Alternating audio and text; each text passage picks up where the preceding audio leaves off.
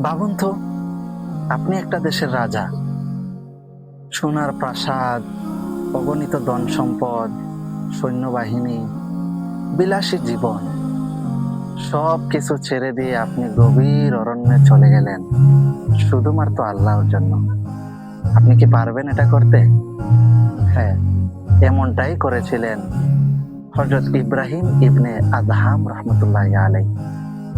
ইব্রাহিম ইবনে Adham রহমতুল্লাহ আলাইহি ছিলেন বলখের বাদশাহ, যার সাম্রাজ্যের মধ্যে কোনো কিছুরই অভাব ছিল না। তিনি একদিন প্রাসাদের মধ্যে শুয়ে আছেন, হঠাৎ যেন ছাদের মধ্যে কিসের একটা আওয়াজ শুনলেন।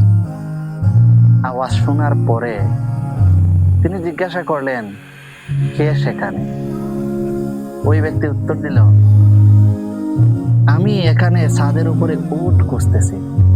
তিনি অবাক হয়ে গেলেন, ছাদের উপরে উট খুঁজতেছে, এটা আবার কেমন বিষয়? তিনি জিজ্ঞাসা করলেন, এখানে কি উট পাওয়ার জায়গা? এখানে কি উট পাওয়া যাবে? তখন ওই ব্যক্তি জবাব দিল, ছাদের উপরে যদি উট পাওয়া না যায়, তাহলে রাজপ্রাসাদের মধ্যে থেকেও আল্লাহকে পাওয়া যাবে না।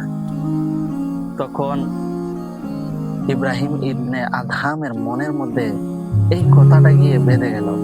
তিনি চিন্তা করলেন, আমি এই রাজপ্রাসাদে থেকে যদি আল্লাহকেই না পাই, তাহলে এখানে থেকেই আমি কি করব? তখন তিনি চলে গেলেন প্রাসাদ ছেড়ে গভীর অরণ্যে। সেখানে একাকী জীবন পালন করতে শুরু করলেন।